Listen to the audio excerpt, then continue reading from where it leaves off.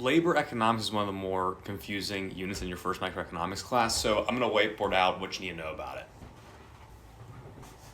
All right, the first thing you got to know is how it works on a market-wide perspective. It's going to look like any normal supply and demand curve, except the main difference is that the y-axis is wage, not price. With the big takeaway here being that the wage in this market will occur right here at W1. All right, now here is where people typically get confused. We got to take this wage and apply it in the market for labor for an individual firm.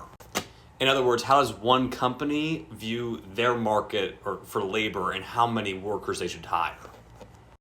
And the critical point here that most intro microecon classes follow is that the labor market is perfectly competitive. In other words, the wage is going to remain constant at that same W1 value set in the market.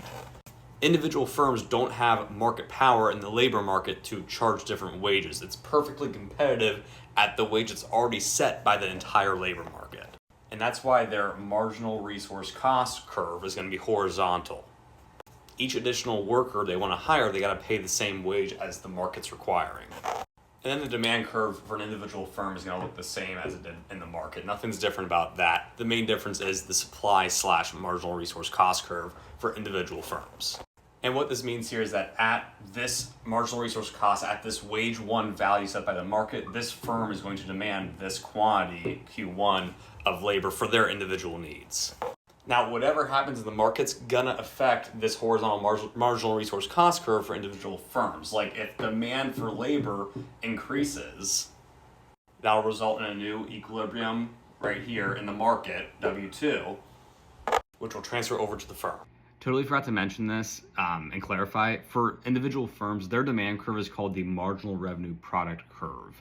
Essentially what it means is it's the additional revenue that each additional worker brings in for the firm. And it operates as their demand curve because, think about it this way, a firm is not going to want to hire a worker if the revenue that they're bringing in is less than the wage that they're being paid.